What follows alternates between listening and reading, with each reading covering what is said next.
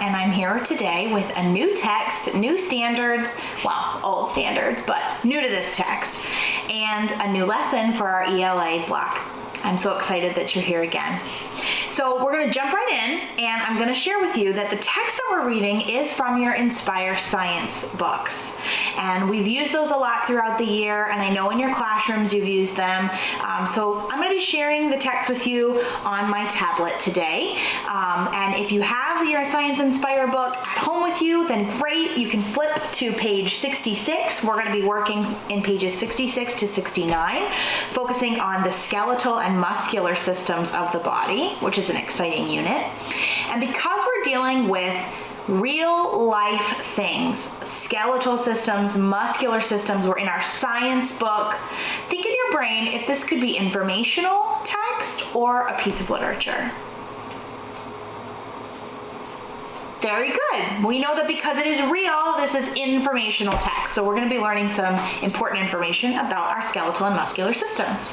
And because we're dealing with informational text, our standard is going to be RI11, which we have used multiple times, both together and in your classrooms, where we're asking and answering questions to demonstrate understanding of key details in a text. So as we're reading, we really want to be thinking about what details, who, what, where, when, why, how, are important to help us understand the story, the text, what the author really wants us to know and be able to identify as we read. We're also going to work with RI24, another standard that I know you're very familiar with, where we determine the meaning of words and phrases in a text that are relevant to a topic or subject area. So since I shared with you we're going to be reading an informational text from your science book about our skeletal and muscular systems, I want you to identify what you think our topic is today. I heard somebody say it. Our topic is going to be all about the body, our skeletal and muscular systems. So the words that we focus on are really going to be significant to that topic. And sometimes the words we focus on help us draw meaning, and these words are really more scientific words that are going to help us understand the important topics that the author is trying to teach us. So we're going to dive right in, and before we do, you've seen this chart before. Why do readers ask questions? We have to know that before, during, and after reading, good readers are going to ask those questions. And since we've gone over this chart before, I'm just going to briefly refresh your memory that as we read, before we've done any reading, we're making predictions, like when we tried to identify what the topic might be just based on knowing it was informational from our science book. We also make text connections and inferences prior to reading.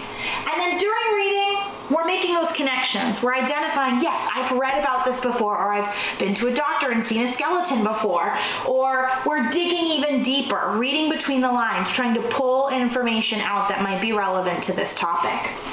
After reading, we're going to identify the author's purpose. We're going to be able to continue to make those connections, and we might need to focus on the main idea. So those are going to be important things to keep in the back of our brains as we are reading. Now, prior to reading, as part of our before strategy, I'm just going to take a little picture walk, and I noticed that in this informational text, there are a lot of diagrams, there are a lot of highlighted words, bold words, I'm seeing some captions, I'm seeing a lot of important text features that are going to help us to gain even more meaning and understanding as we read. So keep all of that in mind as we go through this text. Skeletal and muscular systems. Bones. Bones are an important part of the human body. They are what allow us to stand and move. There are many different types of bones in the body. Look at all the many different bones in the body. Bones make up our physical structure from head to toe. And then if you can focus on this diagram, they're showing you, here's a picture of a girl, but over her picture, you kind of see where the bones lay out on her body. She's got a jawbone in her head, ribs in her rib cage, arm bones, she's got a spine, her back, leg bones that help her stand up. And then we notice a little caption over here that say, as children grow, their bones grow longer and wider.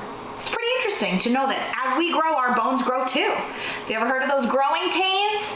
I know I've had them before. Maybe that's what that is. Your body has many systems. A system is a group of parts that work together. Bones are hard parts inside the body. All together, bones make up the skeleton. The skeleton allows the body to stand and move. Bones also protect the soft parts of the body. Rib bones in the chest protect the heart and lungs. The skull protects the brain. So as I'm reading, I'm understanding that all of the bones serve a purpose. They not only help us stand and move, but they can protect our soft insides so that they don't get hurt and we are able to be safe. Bones meet at joints. Joints allow many body parts to bend, turn, or twist. Together, the joints let the body move in many ways. And then there's this cool fact off to the side that says, did you know you have 26 bones and 33 joints in just 1 foot? I didn't know that. The authors also included this photograph that is also broken down into a diagram that shows the 2 joints of the arm. There's a shoulder joint where your shoulder connects to your body. And then there's also the elbow joint. So move that with me. If you move your shoulder up and down, you can kind of feel it rolling around in there. That allows those muscles in your body to move. And then if you move your elbow, you can kind of feel that as well. You can move it this way, you can move it around. All of that motion is possible because of our joints. Cool stuff. Muscles. So we've got a new heading here. That means we're going to learn specific information as we are reading only about muscles. So prior to this, we were learning about skeletons, the joints that are part of that skeletal system. Now we're going to learn how the muscles are a part of that system to help us move. Bones do not move by themselves. Muscles move the skeleton and other body parts. A muscle can tighten or relax. Many muscles pull on bones to make them move. Muscles inside the face pull on your skin. And then we've got this little diagram that shows a smiling child, and it's zoomed in on the muscles by his eye and the muscles by his mouth. And the caption says, you use more muscles to frown than you use to smile. So when I smile, I'm using muscles in my face. And when I frown, I'm using muscles too. But because of this caption, we know that it takes more muscles to pull that frown than it does to smile. Well, seems like we should be smiling, right? We'll also notice there's a box to the side, some more important information that the author has included that shares call-outs are small parts of a bigger picture. They show important details, and those call-outs can help you better understand what you read. So that's what these are. These are call-outs. They're focusing zoomed in on his eye because that's related to the caption, and they're focusing on his mouth because that's related to the caption. The more you know. Our last page for today says, muscles can pull, but they cannot push. Most muscles work in pairs. If one muscle pulls a bone up, a second muscle pulls it back down. Muscles, joints, and bones work together to help you move. And the picture that they've included shows a boy winding up to throw a ball. In that picture, you can see his muscles, which are layered on top of his bones. And then the caption shares that 2 muscles work together to move the elbow. One muscle tightens or pulls. The other muscle relaxes. Pretty interesting that muscles can pull, but they cannot push. So that's the only way that they can create that motion.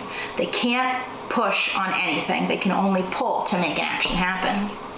So now that we've read, I want us to refer back to page 66's caption. So I'm going to go back to page 66 for us. Can you share with me where the caption is on this page? Excellent job. The caption is right down here. It says to refer back to that caption. What happens to bones as children grow? Then it gives us 2 answer choices. A, the bones stay the same size, or B, the bones grow longer and wider. To refresh our memories, I'm going to reread that caption, and then I'm going to give you a chance to respond. Ready?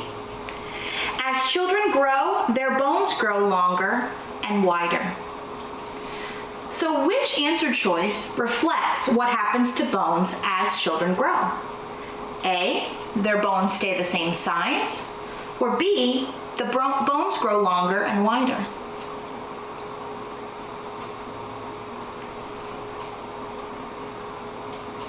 Great job. We use the information from that caption to let us know that B, the bones grow longer and wider, is the correct answer. Nice work. If we move over to page 69, which was our last page we read today, what can muscles not do? A, they cannot push, or B, they cannot work in pairs. Well, let's reread that text just to be sure that we understand what was being said so we can answer what the question is asking of us. It says here, muscles can pull, but they cannot push. Most muscles work in pairs. If one muscle pulls a bone up, a second muscle pulls it back down. Muscles, joints, and bones work together to help you move. So what can muscles not do? A, they cannot push, or B, they cannot work in pairs. Excellent job. A, they cannot push. In fact, the text told us that most times they do work in pairs, so we know that B could not be our correct answer. You guys are awesome. That was great 1-1 practice. Now we're going to do a little bit of 2-4. In 2-4, remember that we're determining words and meanings from the text that are relevant to a topic.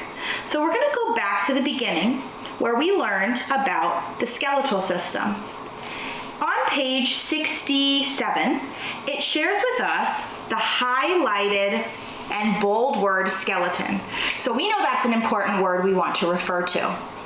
What I'm going to ask us to do is to create a Freyer model for the word skeleton. I know you've done these Freyer models before, but to refresh your memory, we put the word in the center, and then we include the definition that the text gives us, a sentence that includes that word, an illustration of what that word could look like, and an example of what that word is. So, using your Freyer model for the word skeleton, in the text, it says, bones are hard parts inside the body. Altogether, bones make up the skeleton. The skeleton allows the body to stand and move. So how could we define the word skeleton based on information solely from the text? When I am deciding what is a good definition, I'm looking before the highlighted word and after the highlighted word. So in the sentence that says, bones make up the skeleton, the next sentence says, the skeleton allows the body to stand and move. I think for us, a good definition could be, for skeleton from the text, could be bones that allow the body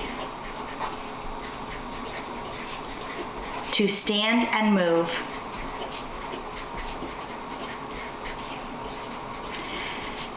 And we are able to pull that definition by really reading before and after the highlighted bold word. We know the author always includes that text feature to let us know this is important. And since that's a word that we're going to focus on today, I want to make sure that the definition we pull isn't just from our noggins, which is a great place to get information, but really is specific to what the author has told us in the text. Go ahead and write that down. And then I'm challenging you to create a sentence, an illustration, and an example of that skeleton. We did the definition together, but I know you can handle these 3 pieces by yourself. Once you've finished your Freyer model for the word skeleton, create the same Freyer model for the word muscles. Use the same information that we pulled from the text. Think about when they discuss our muscles and they tell us that muscles move the skeleton, what definition could we put on our Freyer model? Record those in your notebooks, upload them into Canvas if you can, and keep thinking and working on our Science Inspire text, because the next time we meet, we're going to dig even deeper. See you next time.